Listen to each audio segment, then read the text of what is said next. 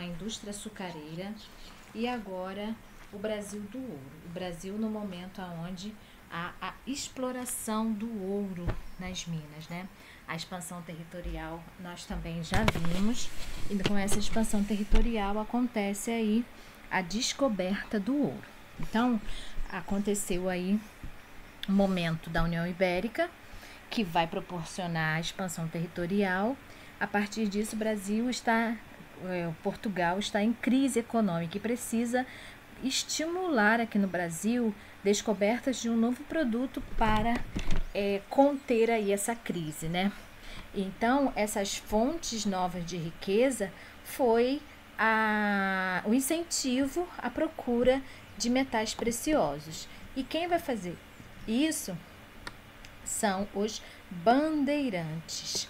Eles estão aí presentes na capitania de São Vicente e vão entrar aí para o interior do território à procura de metais preciosos.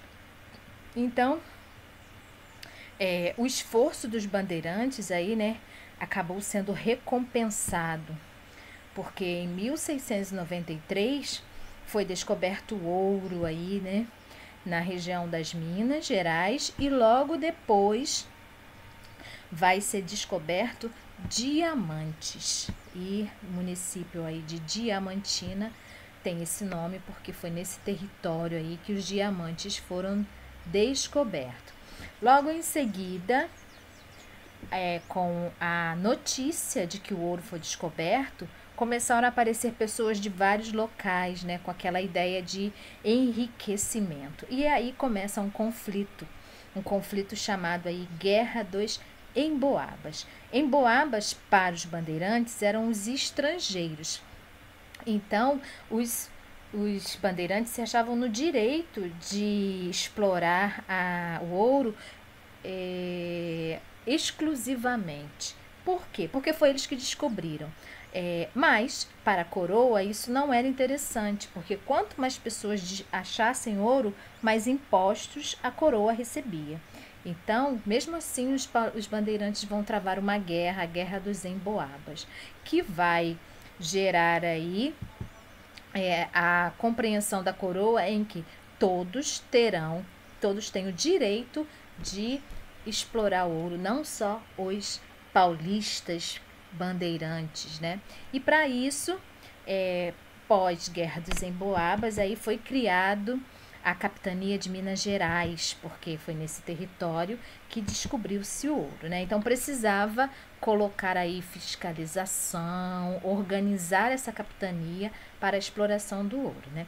A sociedade nesse período aí, nessa sociedade mineradora, ela é diferente, completamente diferente da sociedade açucareira. Na sociedade açucareira, a gente tem aí apenas senhores e escravos. E sem mobilidade social, evidente, né?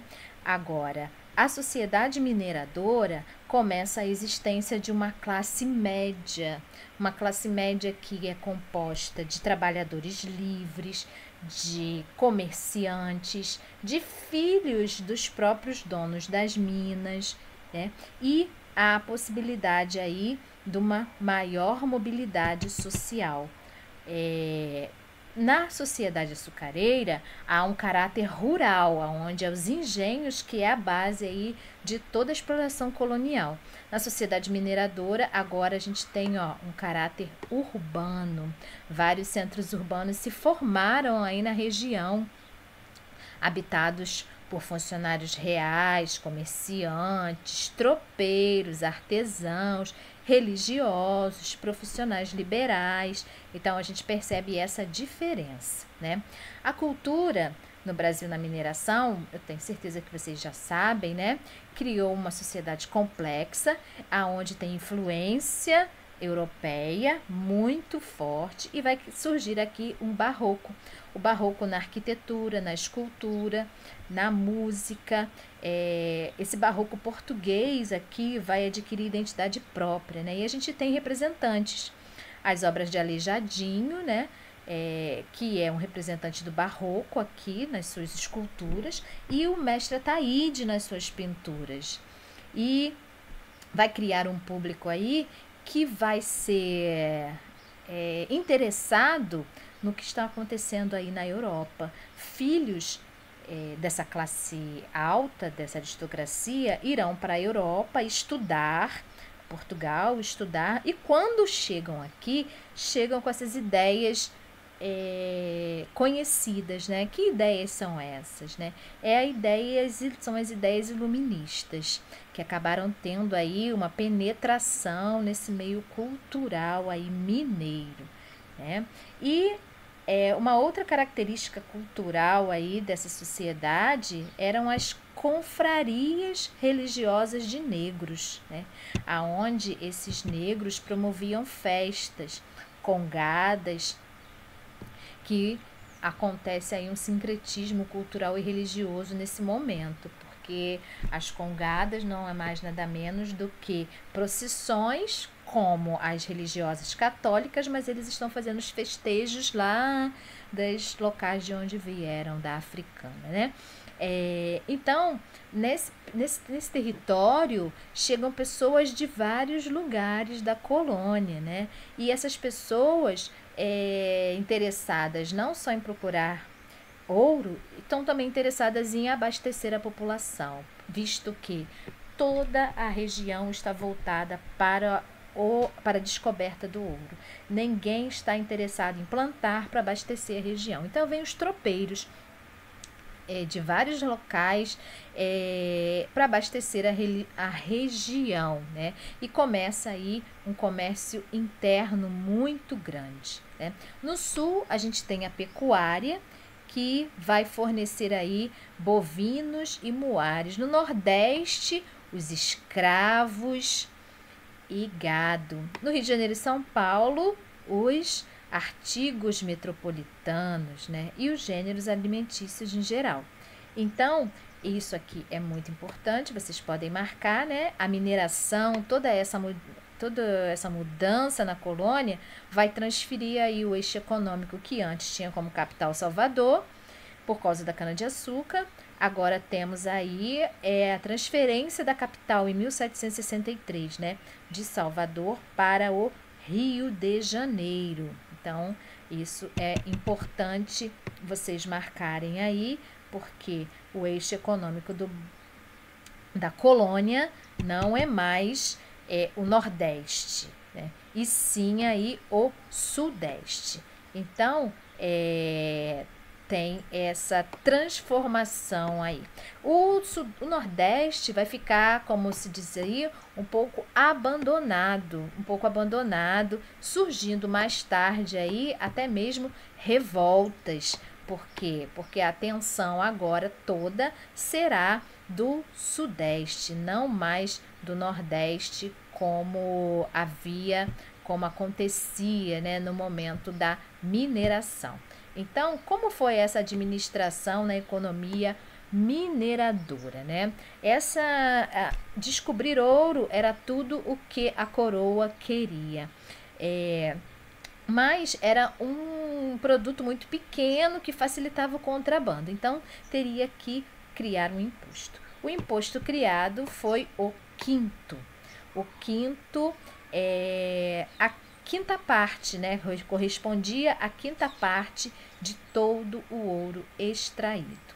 Então, para isso foi criado a casa de fundição, onde o ouro era fundido, carimbado com selo real e já tirado a parte da coroa. Isso era um ouro legal que poderia aí ser transitado, comprado, ser usado, né? Ouro em pó era contrabando.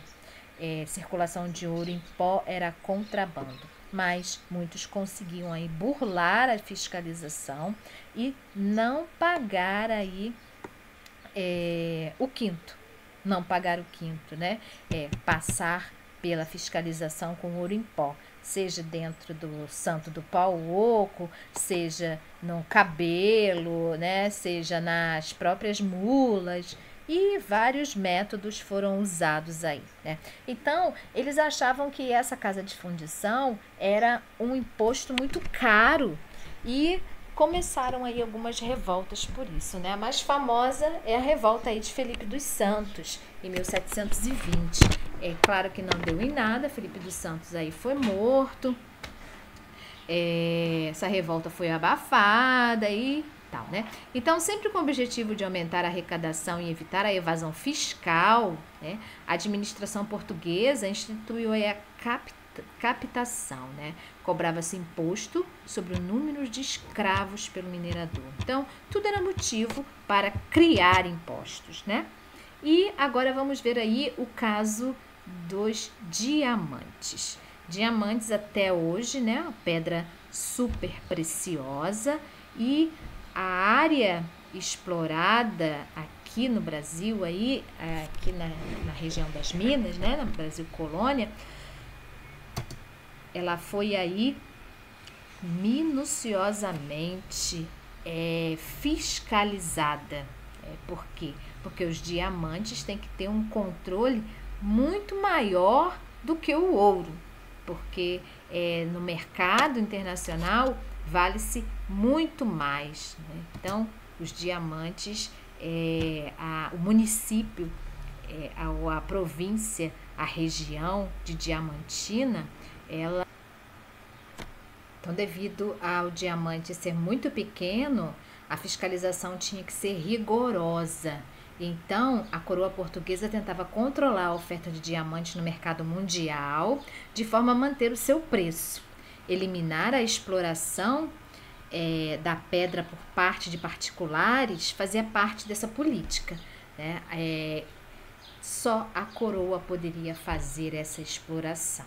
Então, apesar de todo rigoroso fisco português, o volume de ouro e diamante contrabandeado aqui foi muito grande, né? A propósito, a gente tem aí uma grande quantidade de ouro e diamante levado para Portugal ou adquirido, né, com lucro dos comerciantes. Todo esse esforço, toda essa riqueza que foi para Portugal acabou indo para onde, né? Para a Inglaterra, aonde Portugal estava com grandes dívidas, dependendo economicamente desse país. E como Portugal não desenvolveu sua produção manufatureira, né, os produtos consumidos da Inglaterra eram pagos aí com o ouro do Brasil, infelizmente, né? Então, esse é o capítulo aí o Brasil do ouro. Até a próxima aula. Agora vamos para as atividades na próxima página.